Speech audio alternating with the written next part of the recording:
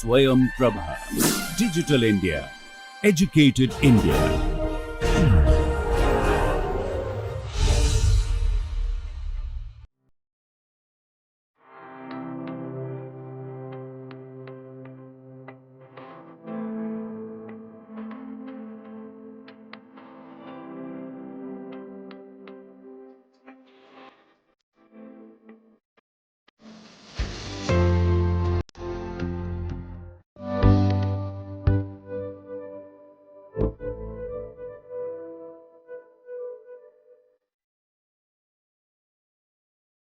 வணக்கம். இன்னைக்கு என்ன பார்க்க போறோம்னா, செட் ஆப்பரேஷன்ஸ் பார்த்துட்டு இருந்தோம். இன்டர்செக்ஷன், யூனியன் இது 2யும் ஃபேமிலி ஆஃப் செட்ஸ்க்கு பார்த்துட்டோம். அதுக்கடுத்து செட் டிஃபரன்ஸ் பார்த்தோம். செட் டிஃபரன்ஸில் இன்னும் கொஞ்சம் சில விஷயங்கள் பார்க்க வேண்டியது இருக்குது. அது என்னென்னு பார்க்கலாம். ஸோ செட் டிஃபரன்ஸ் எப்படி டிஃபைன் பண்ணோம்? ஏ டிஃபரன்ஸ் பி அப்படின்னா என்ன அப்படின்னா, it is set of all elements X such that X belongs to A and x not in b. சரியா? ஸோ இதுதான் டிஃபரன்ஸ், செட் டிஃபரன்ஸ். நம்ம நேற்று என்ன பண்ணோம், ஒரு படம் வரைஞ்சோம். இது ஏ, இது பி, இந்த போர்ஷன் வந்து ஏ டிஃபரன்ஸ் பி. சரியா? These are the elements in A but not in B. இந்த பாயிண்ட் வந்து these are points belonging to both A and B. So that is not allowed. Okay, இங்கே என்ன தப்பாக இல்லைன்னு பார்த்தீங்களா? ஒவ்வொரு இடையும் இந்த நாட் இன்க்கு போடும்போது அந்த கோடு போட மறந்துடுறேன். A not in B, X not in B. சரியா? Similarly, so this will denote A difference B. So this will B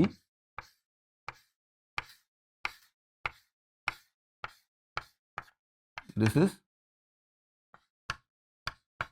B difference A. Those in B but not in A. Okay, இப்போ இதில் என்ன நடக்குதுன்னா, இந்த 2 portion என்ன பண்ணால் it omits A intersection B.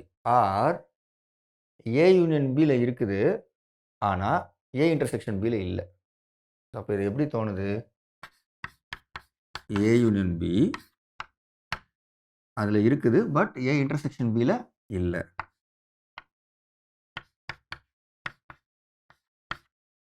இது இந்த படத்துலேருந்து நமக்கு தெரிய வருது. ஓகே, பட் இதுக்கு என்ன, வாட் இஸ் திஸ் செட்? இது என்னது? It is nothing but A difference B union B difference A. இது ஒரு நல்ல ரிலேஷன்ஷிப்பாக தெரியுதா? இட்ஸ் என்ன ஒரு நைஸ் ஐடென்டிட்டி. இங்கே போட்டிருக்க மைனஸ் தூக்கி இங்கே போட்டேன், இந்த இடத்துல மாற்றி போட்டிருக்கேன் பி டிஃபரன்ஸ் ஏன். It's something different.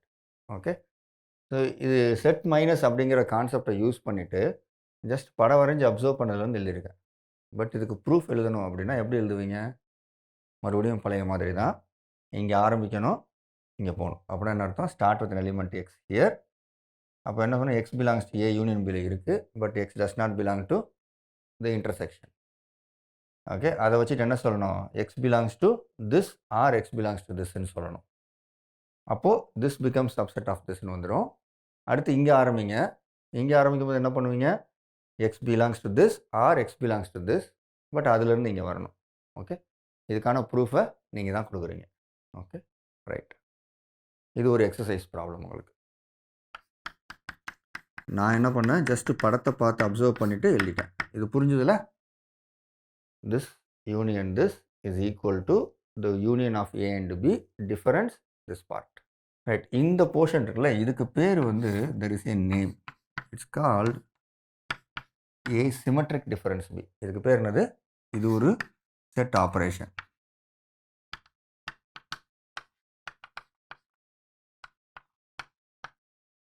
இதுக்கு பேர் சிமெட்ரிக் டிஃபரன்ஸ். இன்ட்ரெஸ்டிங்லி இந்த ப்ராப்பர்ட்டிக்கும் போன ப்ராப்பர்ட்டிக்கும் ஒரு சின்ன கான்ட்ராஸ்டிங் வித்தியாசம் இருக்குது. நம்ம என்ன பார்த்தோன்னா டிஃபரன்ஸில் A difference B is not equal to B difference ஏன்னு பார்த்தோம், மொதல் அப்சர்வேஷன். சரியா? இந்த செட் ஆப்பரேஷன் புரிஞ்சுதா? ஏ சிமெட்ரிக் டிஃபரன்ஸ் வந்து it is this A difference B union B difference A. Okay, can you see this and can you compare this? Is it equal to B difference A? இதை சொல்ல முடியுமா பாருங்க. இப்போ A difference B அப்படின்னா என்ன? இது A symmetric difference B னா A difference B union B difference A. B symmetric difference A அப்படின்னு போட்டால் என்ன வரும்? இங்கே B difference A union A difference B ன்னு வரும். ரெண்டும் ஒன்று தான் இல்லையா? So it is like A union B equal to B union A அப்படிங்கிற கேள்வி தான். So this is equal. Okay, இது கரெக்ட். ஸோ இதில் ரொம்ப இம்பார்ட்டன்ட் அப்சர்வேஷன் வந்து சிமெட்ரிக் டிஃபரன்ஸ் வந்து it is commuting with two sets. Okay, எந்த ஆர்டரும் பண்ணிக்கலாம். நீங்கள் இதே மாதிரி you can also do this A difference B difference A, so B difference C, it is also associative. Okay,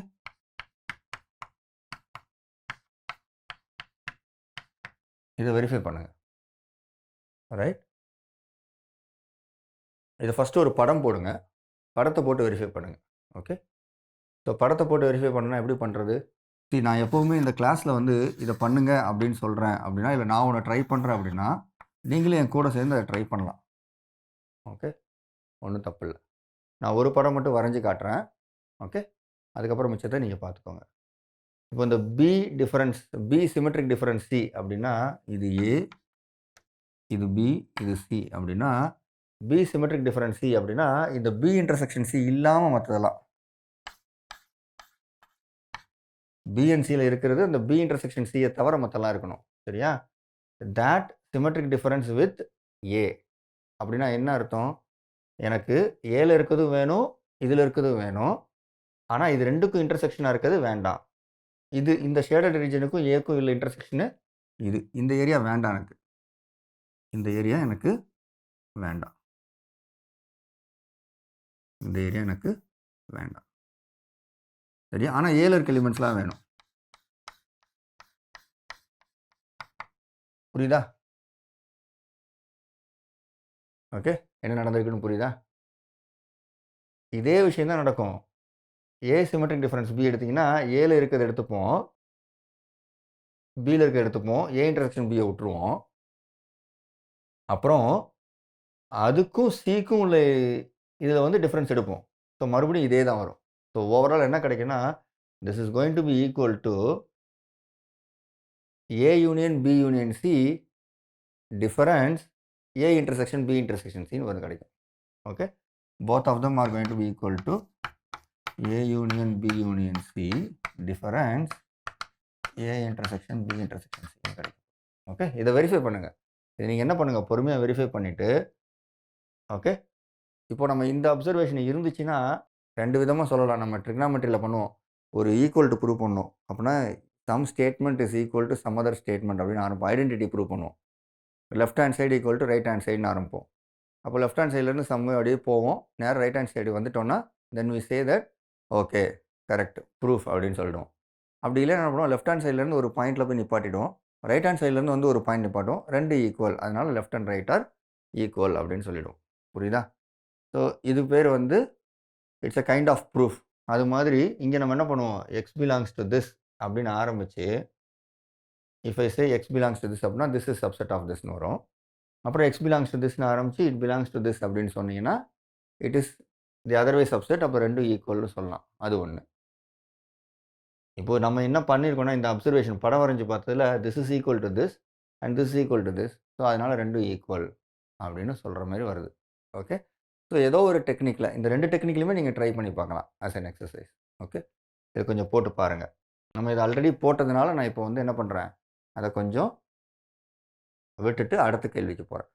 okay, அடுத்த property of symmetric difference என்ன அப்படின்னா, மறுபடியும் இந்த படத்துக்கு வாங்க. இந்த இன்டர்செக்ஷன் என்ன அர்த்தம்னா, what happens to this intersection? This intersection is nothing but A union பியிலிருந்து இந்த ஷேடட் ஏரியா எடுத்துட்டோன்னா இன்டர்செக்ஷன் வந்துருமா? அப்போது A intersection B is equal to, மறுபடியும் இது பிக்சரில் வந்து அப்சர்வ் பண்ணுறேன் பாருங்கள், ஏ இன்டர்செக்ஷன் பி எப்படி வேணும், ஏ யூனியன் பியில் இந்த ஷேடட் ஏரியாவை எடுத்துடணும். ஓகே, அப்போது ஷேடட் ஏரியாவை எப்படி எடுக்கிறது? It is A union B difference A symmetric difference B. இது போடலாமா? ரைட். அப்புறம் இன்னொரு விஷயம் என்ன பண்ணலான்னா, இன்னொரு அப்சர்வேஷன் வந்து A union B is equal to A symmetric difference B union A intersection B ன்னு எழுதலாம். ஓகே. ஸோ இதில் என்ன அட்வான்டேஜ் இப்படி பார்த்தீங்கன்னா, this is a union of disjoint union of that set. A union B is written as disjoint union of two sets. Okay. Right. இதெல்லாம் some properties of symmetric difference. So இப்போதைக்கு நம்ம என்னென்ன பார்த்துருக்கோம், operations, intersection, union, set difference, symmetric difference பார்த்துட்டோம். இதுக்கு examples நம்ம நிறையா போடணும். எக்ஸாம்பிள்ஸ் நம்ம ஒன்று கூட போடல, ஒரு எக்ஸாம்பிள் போட்டுடலாம். சரியா? ஸோ ஃபஸ்ட் எக்ஸாம்பிள் வந்து என்ன பண்ணலான்னா, let us take A to be elements of R2 such that all of them lying here. Okay. B is equal to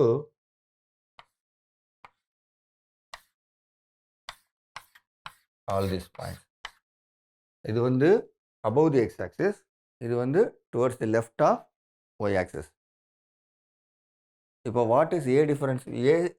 A symmetric difference B என்னது? ஃபஸ்ட்டு A difference B என்னன்னு பார்க்கலாம். Aல இருக்கணும், ஆனால் Bல இருக்கக்கூடாது. Okay. அப்படின்னா என்ன, இந்த காமன் ஏரியா மட்டும் விட்டுருவோம். So let us draw one by one இந்த பிக்சர்ஸை வரைஞ்சி பார்க்கலாம். இதெல்லாம் நான் வந்து ஒரு எக்ஸாம்பிள் வரைகிறேன்னா நீங்கள் நிறைய எக்ஸாம்பிள் க்ரியேட் பண்ணி பார்க்கணும். நீங்களே படம் வரைஞ்சி பார்க்கணும். ஓகே. A difference B எப்படி வரைவீங்க? A difference B வரைஞ்சிங்கன்னா இந்த ரெண்டு செட்டுக்கும் காமனாக இருக்கிறது இருக்கக்கூடாது, பட் ஏல இருக்கிறது வேணும், பியில் இருக்கிறது வேணும். இந்த குவாட்ரண்ட் வந்து என்னாச்சு, இங்கேயே இருக்குது. இந்த ரெண்டு குவாட்ரண்ட்டும் it is common to both A and B. அப்போ அது மட்டும் விட்டுறணும். ஓகே. அப்போ விட்டிங்கன்னா படம் எப்படி இருக்கும்? ஸோ இந்த ஏரியா இருக்கும். B டிஃப்ரென்ஸ் ஏன்னா இது மட்டும் வரும். Okay. So A symmetric difference B அப்படின்னா நம்ம அந்த காமன் ஏரியா மட்டும் விடுறது. அது இப்படி இருக்கும். This portion and this portion.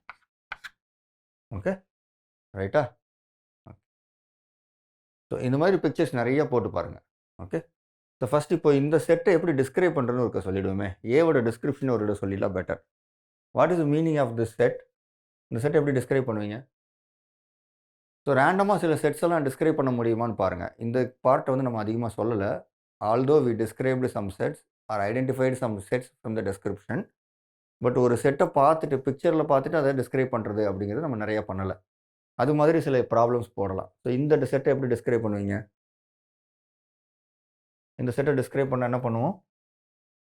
எல்லா செட்டையுமே இந்த மாதிரி ஒரு டிஸ்கிரிப்ஷன் கொடுத்துட முடியாது.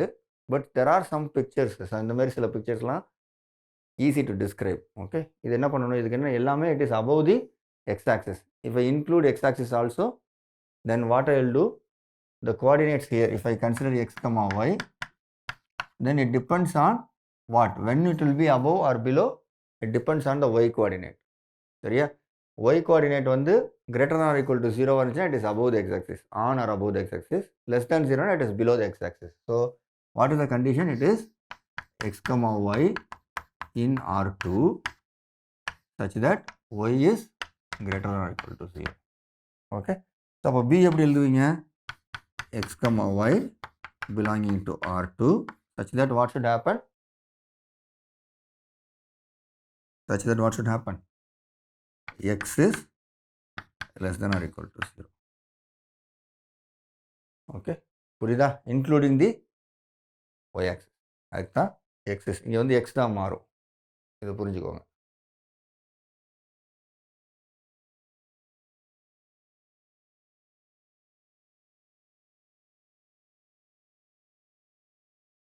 இன்னும் ஒரு செட் என்னென்னா, இன்னும் ஒரு ஆப்ரேஷன் இருக்குது நம்ம படிக்க வேண்டியது. ஒன்று ரெண்டு இருக்குது. ஸோ இதுக்கு அடுத்து நம்ம படிக்க போகிற ஆப்ரேஷன் என்னென்னா, it's called complement of a set. இது ஆக்சுவலாக நம்ம ஆல்ரெடி படித்த விஷயந்தான், பட் இது வேறு மாதிரி பார்க்க போகிறோம். ஓகே. சப்போஸ் ஒரு செட்டு ஏ இருக்குது, அந்த A is part of a universal set. அது ஒரு set. Okay. A is subset of a universal set assume பண்ணிக்கோங்களேன். So it is a part of that. அப்போ what is the meaning of A complement with respect to that set அப்படின்னா it is nothing but universal set difference A. So somewhere this universal set is there and somewhere A is there. What is the complement? Complement is this something. So what do we write in this thing? It is nothing but x belongs to U such that x not in A. இதான் notation. Okay. Description of any element here. இதான் அதோட description. இப்போ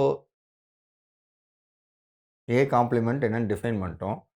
but A complement படிக்கிறதுனால என்ன அப்படின்னு கேட்டிங்கன்னா, first A complement வந்து நிறைய இடத்துல நமக்கு வரும். நேச்சுரலாகவே அரைஸ் ஆகும். சில நேரம் காம்ப்ளிமெண்ட்டில் இருந்தால் என்ன அர்த்தம் அப்படிங்கிறதெல்லாம் நம்ம பார்ப்போம். ஃபார் எக்ஸாம்பிள், இப்போது நம்ம ஒரு ஒரு கிளாஸில் என்ன படித்தோன்னா, mod x is less than epsilon if and only if x belongs to minus epsilon comma epsilon படித்தோம். இதை மாற்றி நான் யூஸ் பண்ணுறேன் நிறைய இடத்துல. நல்ல இன்ட்ரெஸ்டிங் எக்ஸாம்பிள். இது வந்து if and only if statement.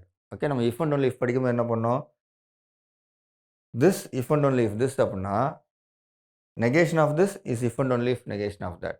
Okay, so அப்போ என்ன அர்த்தம்னா it belongs to this set. இந்த செட்டில் இல்லை அப்படின்னு என்ன அர்த்தம், this is not happening equivalent to that. Okay, so அப்போ என்ன பண்ணலாம்னா mod x greater than or equal to epsilon if and only if x belongs to the complement of minus epsilon comma epsilon. If I want to put, I will put this complement. Okay, அப்போ இது complement அப்படிங்கிறது வந்து என்ன அர்த்தம்னா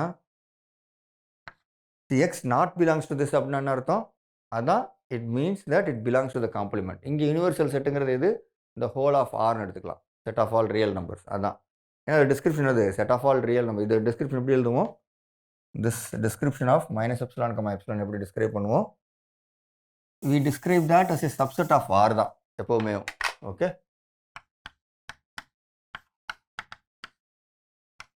x in R such that minus epsilon less than x and x less than epsilon எழுதும். So அப்போ இந்த செட்டோட காம்ப்ளிமெண்ட் என்ன அப்படின்னா அது என்ன பார்க்கணும். Okay, R minus that set. Okay, so it belongs to the complement அப்படின்னு அர்த்தம். It doesn't belong to this செட்னா இட் பிலாங்ஸ் டு தி காம்ப்ளிமெண்ட்னு அர்த்தம். ஸோ இப்போ இந்த மாதிரி ஆரில் வந்து in R I want complement. What is the complement,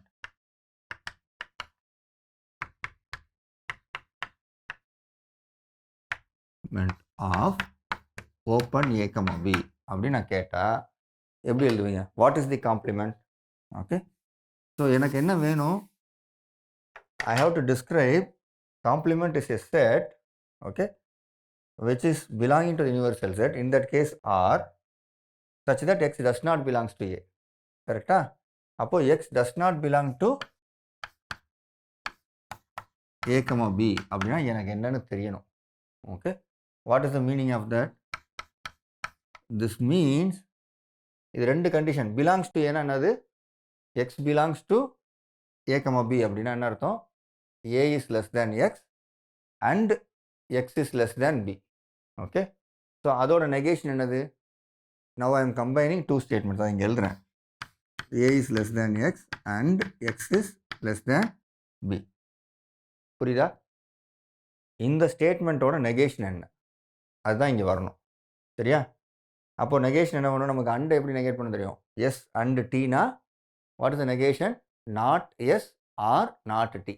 ஏதாவது ஒன்று தப்பாக இருந்தாலும் இட் இஸ் அ நெகேஷன். சரியா, ஸோ நாட் எஸ் அப்படின்னு என்ன அர்த்தம், A is greater or equal to X or what, or X is greater or equal to B. புரிஞ்சுக்கோங்க, if and only if this, what is the meaning of this, இப்போ real நம்பரில் இது ஏ இது பின்னு வச்சுக்கோங்க, இது உள்ள எலிமெண்ட்ஸ் மட்டும் தான் பார்க்குறோம். X is not here if and only if x is less than or equal to a. X is somewhere here, or x is bigger than or equal to b, once again somewhere here. And it includes b, equality. Therefore, if and only if x belongs to a union b,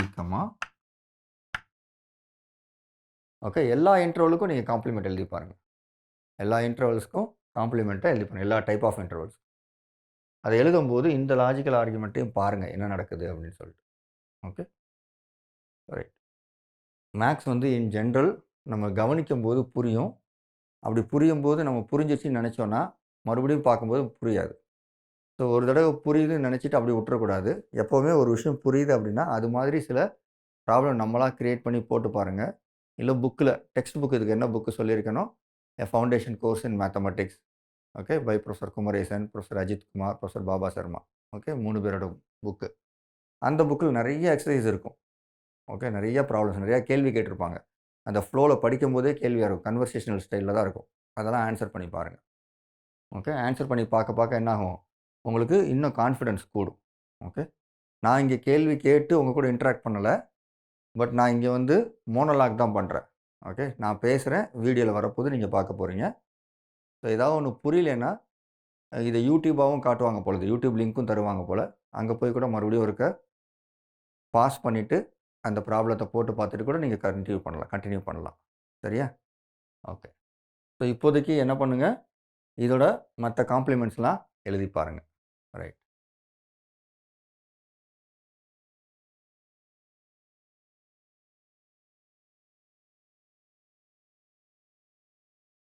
இப்போது compliments நமக்கு தெரிஞ்சு போச்சு.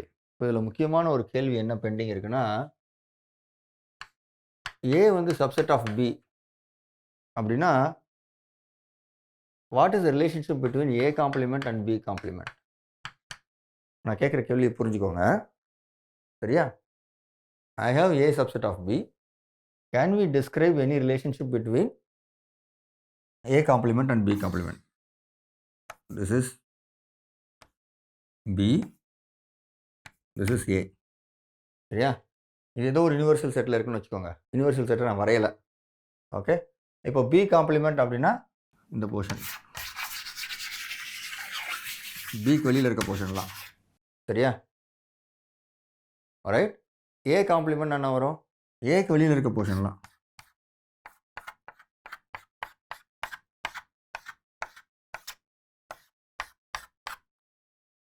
Okay, can we say some relationship? இது ரெண்டுக்கும் ஏதாவது தொடர்பு படுத்த முடியுமா அப்படின்ற கேள்வி வருது.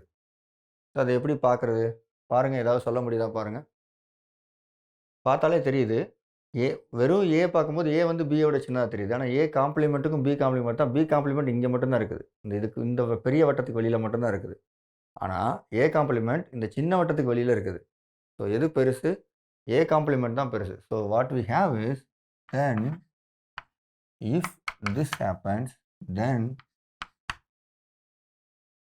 B complement is subset of A complement.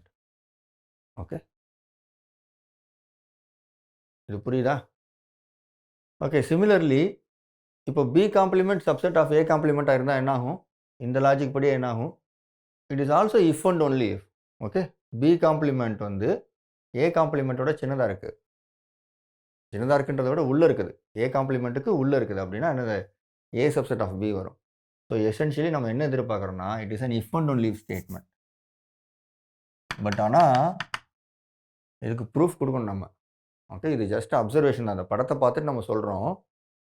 Okay, இதில் என்ன அப்சர்வ் பண்ணணும்னா, இது என்ன ப்ரூஃப் கொடுக்கணும் அப்படின்னா, திஸ் இம்ப்ளைஸ் தேட் கொடுக்கணும், தேட் இம்ப்ளைஸ் திஸ் கொடுக்கணும். பட் ஏற்கனவே ஏ சப்செட் ஆஃப் பிக்கு நம்ம சில கிளாஸ் முன்னாடி 3 ஈக்குவலன்ட் கண்டிஷன் கொடுத்தோம்.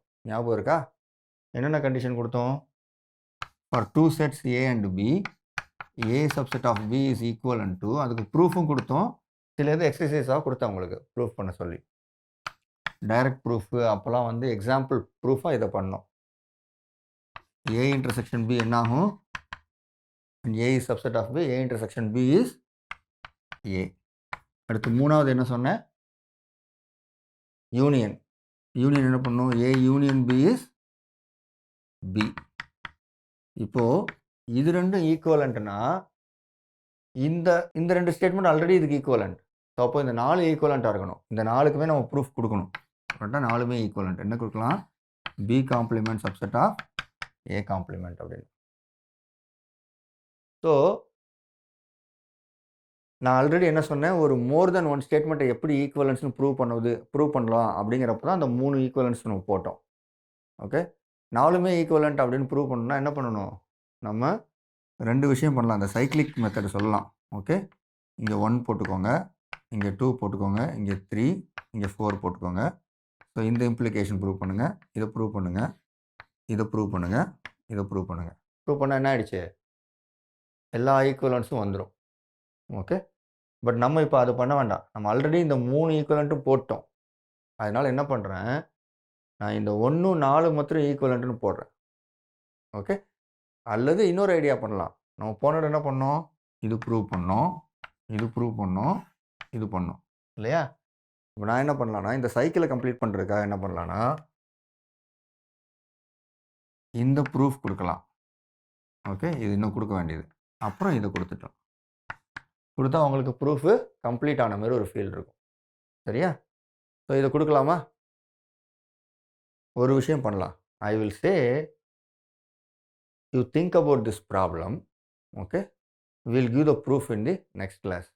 நீங்கள் நெக்ஸ்ட் கிளாஸ் வர்றதுக்கு முன்னாடி அல்லது நெக்ஸ்ட் டைம் இந்த அடுத்த கிளாஸ் வீடியோ பார்க்குறதுக்கு முன்னாடி இதை நீங்களே கொடுத்து பாருங்கள். இந்த 2 ப்ரூஃபும் 3 implies 4ம் 4 implies 1ம் நீங்களே உங்கள் ஓன் வேர்ட்ஸில் ப்ரூஃப் எழுதி பாருங்கள். உங்களால் எழுத முடியுதா பாருங்கள், எவ்வளோ தூரம் எழுத முடியுதுன்னு சொல்லிட்டு.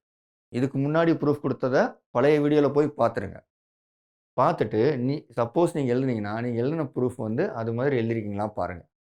ஓகே, அந்த ப்ராப்பர் ஆர்டரில் எங்கே ஆரம்பிக்கணும், எங்கே முடிக்கணும், அதெல்லாம் தெரிஞ்சு பண்ணியிருக்கீங்களா? எதை யூஸ் பண்ணுறோம், எந்த இடத்துல யூஸ் பண்ணுறோம், அதெல்லாம் பாருங்கள். ஓகே, அதை புரிஞ்சுக்கிட்டிங்கன்னா உங்களால் இந்த ஈக்குவலன்ஸை, அதாவது ப்ரூஃப் எழுத கற்றுக்கிட்டிங்கன்னு அர்த்தம். ஒரு ப்ரூஃப் நீங்கள் லைஃப்பில் ஃபஸ்ட்டு எழுதிட்டிங்கனாலே அது உங்களை வந்து நிறைய ஊக்கப்படுத்தும். அடுத்தடுத்து நீங்கள் படிச்சுட்டே இருப்பீங்க. நிறையா ப்ரூஃப். சரியா? So will stop here. நன்றி, வணக்கம். தேங்க்யூ.